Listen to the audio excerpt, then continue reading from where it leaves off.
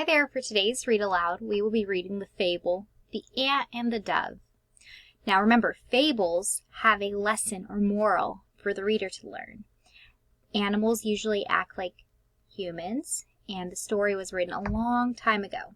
And the story is also fictional. Fables are fictional, which means they're not real.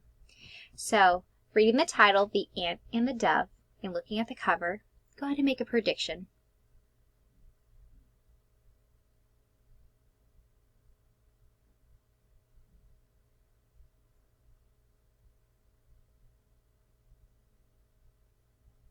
Alright, if you more time, just pause the video. But something else I want to point out is retold. Now, we've talked about the word adapted and the word retold. What does that word mean? I'm going to give you a moment to think about it.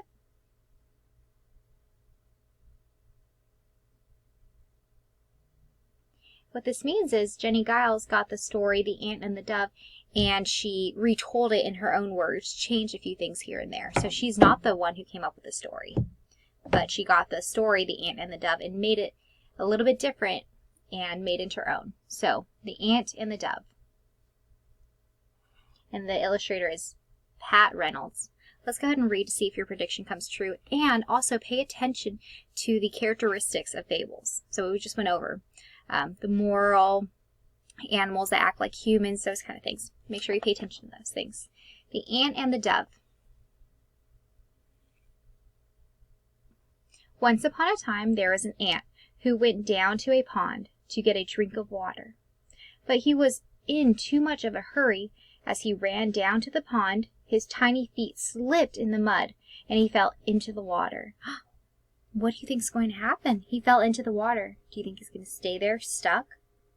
Think he's going to be able to get out? What do you think is going to happen? What prediction can you make?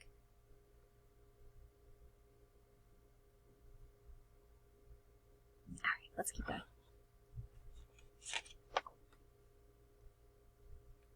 The ant could not swim. He went around and around in the cold water. There was no one to help him. There he is.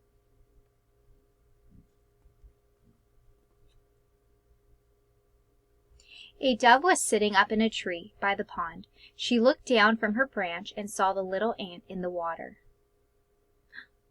So, what do you think this dove is going to do? Make a prediction. Do doves eat ants? Do birds eat ants? Let's keep reading to see if we can't find out. The dove wanted to help the ant. She took a leaf in her beak and let it fall into the water. Why did she take a leaf and let it fall into the water? How does the dove think that's going to help the ant? What is the ant going to do with the leaf?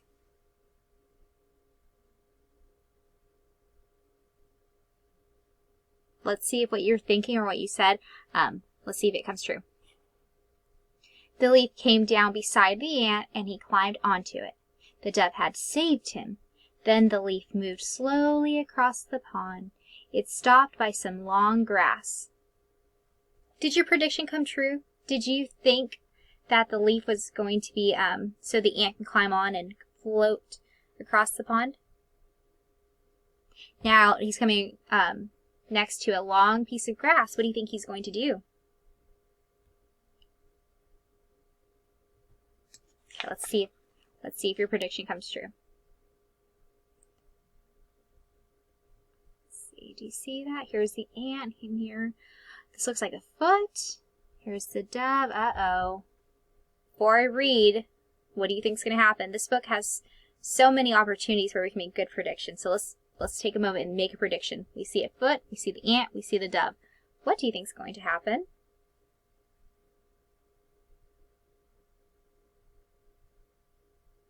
All right, let's read to find out. But as the ant rested on the grass, he saw a man's foot right beside him. Oh no. He looked up and saw that the man had a net in his hand. A net? What do you think? What do you think is going to happen? Do you think the man is going to put a net over the ant? Or maybe the dove? Let's read. The man was going to catch the dove. Oh no. Now it was the ant's turn to save the dove. He ran onto the man's foot and bit him as hard as he could. The man shouted out. The dove turned around and she saw the man with the net. It's kind of hard to see, but here's the ant. And it's kind of red around the ant because the ant bit the man. That was smart thinking of the ant, wasn't it? Thanks to the little ant, the dove had time to fly away. And that is a story of how the dove helped the ant and the ant helped the dove. What a good story. I really like this fable. So I'd like for you to do right now is to go back, think in your head of the story and the lesson, the moral that we, the reader, can take away from it, okay? So I'm going to give you a moment to think about it and then we'll talk.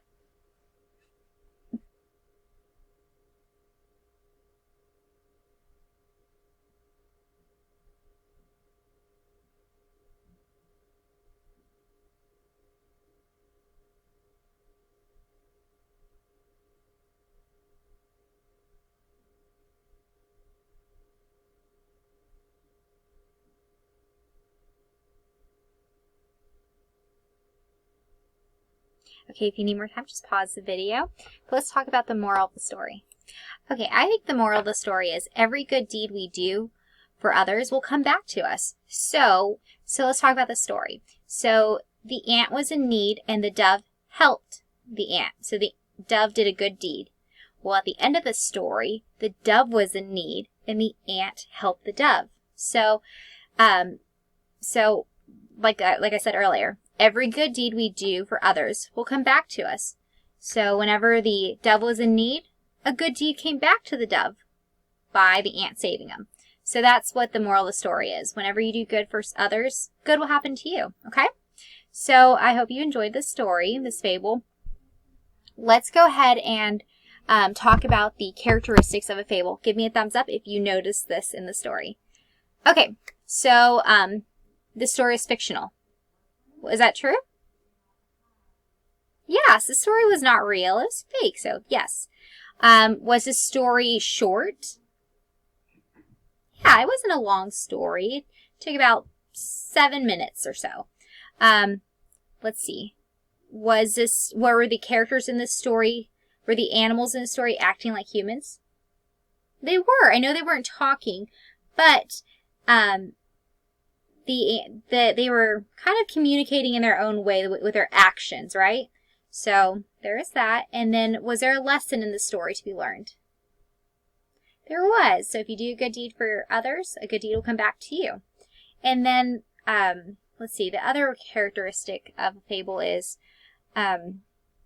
was the story taking place outside? It was. So, like I said, I hope you enjoyed The Ant and the Dove. This is a great fable with a great lesson to be learned. Okay, I hope you enjoy the rest of reading.